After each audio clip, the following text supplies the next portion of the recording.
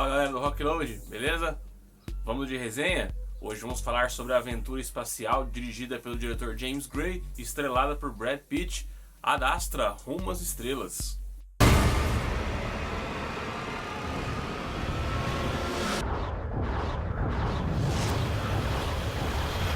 Lembrando que essa é uma resenha sem spoilers, beleza? Lembrando vocês também, antes de começar, para se inscreverem aqui no canal, ativarem o sininho de notificações e conferir nossos vídeos novos toda semana. Além de seguirem nosso perfil no Instagram e a página no Facebook. Ad Astra nos conta a história do astronauta Roy de Brad Pitt, que em um futuro não muito distante é designado para uma missão até o planeta Netuno, onde quase 30 anos antes seu pai Clifford, vivido pelo Tommy Lee Jones, foi dado como desaparecido em outra expedição. O objetivo agora é tentar encontrar o pai de Roy, que pode solucionar uma espécie de tempestade espacial chamada de O Surto, que está causando inúmeras catástrofes na Terra.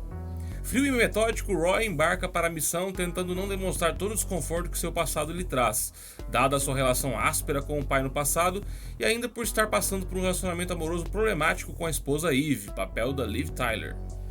À medida que os mistérios da missão são revelados, Roy começa a desconfiar da lealdade das autoridades por trás da viagem, além de refletir pelo sentido de sua vida e trabalho. Reflexão que tem vários pontos que se assemelham com outros filmes. Afinal, o espaço sempre pareceu algo tão misterioso que só o fato de imaginarmos sua imensidão toda era suficiente para associarmos inúmeras questões de nossas vidas a este desconhecido.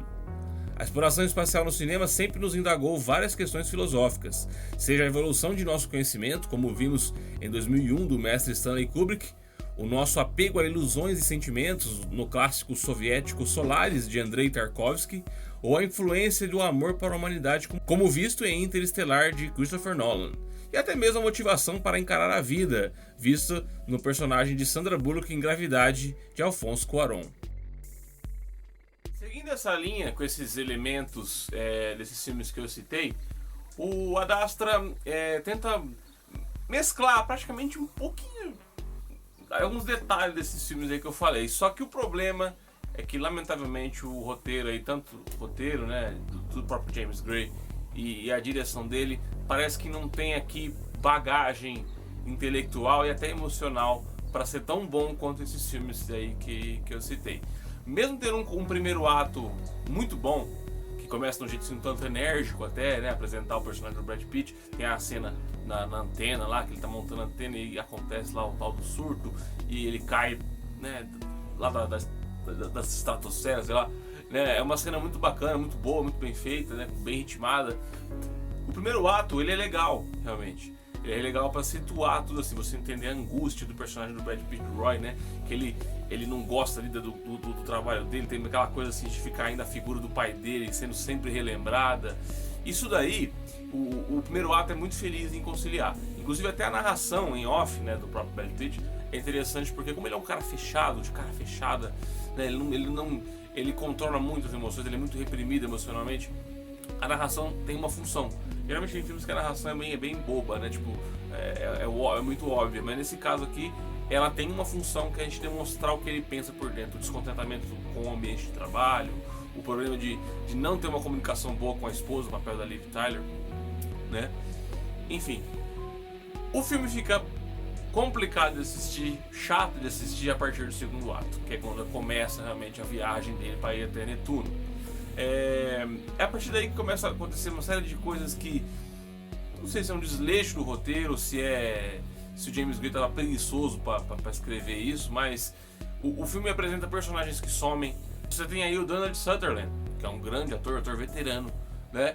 Faz um papel aí que basicamente é dar uns conselhos pro Roy, passear com ele e sumir da trama sem a menor função. Além da Ruth Negga, né, que ela viu uma personagem lá que comanda, que coordena o pessoal que trabalha e vive lá na estação lá de Marte, né, que também tem uma função, assim, ela apresenta um gatilho para uma certa coisa que vai acontecer mais tarde. Eu vou sempre falar meio assim, superficialmente, porque eu não vou dar spoiler, né, mas é uma pena que o roteiro tenha essa pouca atenção a esses personagens. Mas o pior é o que fazem com o Tommy Lee Jones, eu acho, porque Tommy Lee Jones é um ator ótimo, ele não precisa nem dizer, né, que a composição dele, mesmo fazendo aí o Clifford, o pai do Roy, é um tanto... A concepção é muito fraca, eu acho, porque você não entende qual que é o objetivo desse homem. Ele tanto quer ir pro espaço, ele desapareceu, o que ele fez lá, o que aconteceu pra ele querer continuar a missão que deram 30 anos pra ele.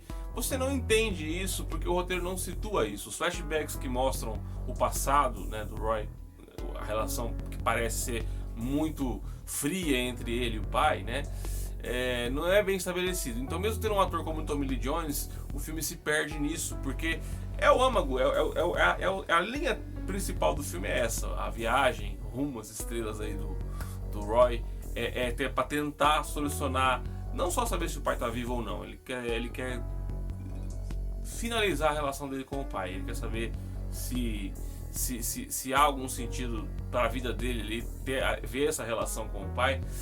E lamentavelmente o roteiro exprime tudo isso de um jeito bastante simplório e arrastado, né? Porque chega no final, há uma intenção, é claro, mas se assemelha muito com um dos filmes aí que eu citei. Lógico que não vou falar qual, pra você já não sacar de cara o que vai acontecer.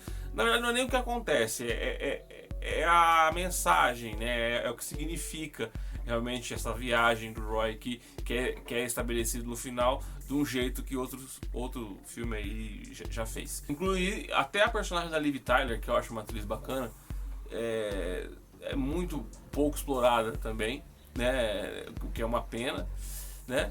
E nos traz aí essa questão do filme ser pretensioso. É um filme pretensioso, ele tem um significado a mais, né, para dizer do que sobre aí, né, a viagem no espaço, né, como filosoficamente esses outros filmes que eu falei fizeram, mas infelizmente aqui não há muita profundidade, né? O James Gray parece que ele se esqueceu de pegar, acho que, conceitos mais fortes, mais interessantes, né?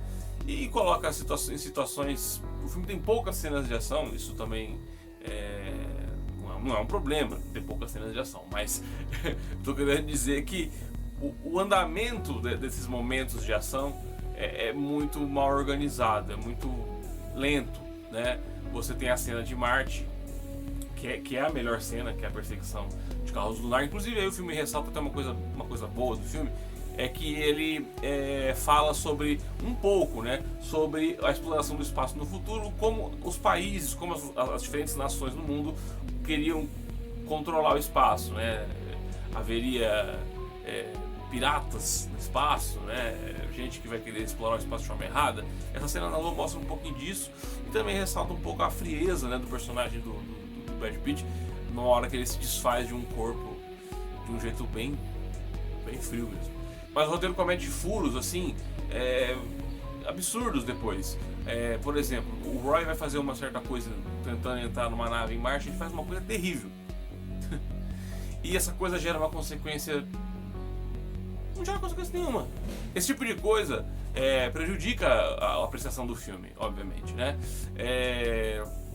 Como o fato do filme não explicar direito o surto, por que tem essa tempestade eletromagnética direito, ele não explica. Quer dizer, é uma ficção científica que não tem bem explorado fatos científicos. Fica um tanto estranho, né? Contraditório você gostar disso. E tudo isso para chegar num final simplório, né? Que responde as perguntas que faz no começo e só, né? Não oferece uma coisa. É tão mal estruturado que você não se pega emocionado com o personagem. O Roy, mesmo você sabendo os motivos por que ele é frio, porque o primeiro ato fez isso bem, o que se desenvolve depois não chega nisso. Você não vai entender realmente a ligação dele com o pai do jeito mais legal. Por exemplo, como acontecia a relação pai e filha em Interestelar, que na minha opinião ficou uma coisa ótima, né? Nesse caso aqui é um jeito bem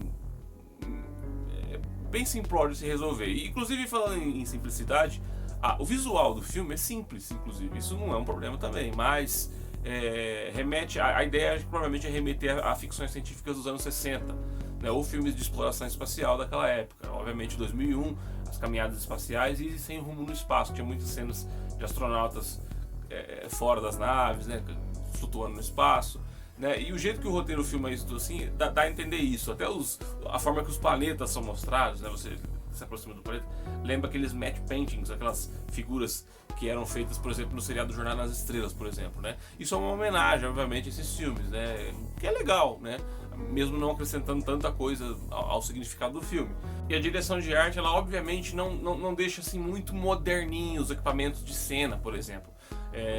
Computadores, o que tem dentro das naves remete muito, parece que as naves da NASA nos anos 60. Acho que é uma homenagem, obviamente, aos pioneiros da exploração espacial, né? Na parte sonora, é interessante, esse é um ponto negativo, talvez. O filme tem bons efeitos sonoros, mas ele não tem ali uma regra certinha para explorar isso, porque quem assiste filmes como Interestelar ou principalmente o 2001 sabe que a regra no espaço é assim, o som não se propaga no espaço. Então, quando você tem uma cena no espaço, você ficar em silêncio é interessante, né? Você tem a sensação ali, né, que o filme quer mostrar que é assim.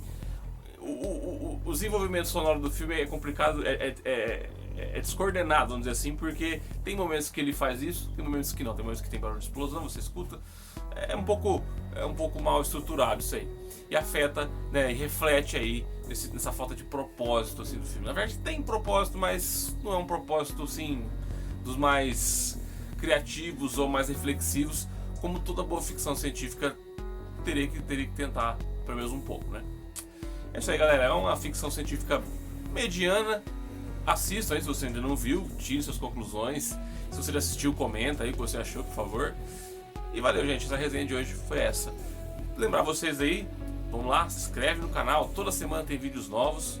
Sempre a gente vai postando aqui, vai aparecer, coloca o sininho aí para você ver a notificação do vídeo novo. E é lógico, segue nosso perfil no Instagram, curte a página no Facebook do Rockload, sempre com novidades aí sobre o mundo do rock and roll, do cinema e da cultura pop em geral. Valeu, galera, até o próximo vídeo então, falou!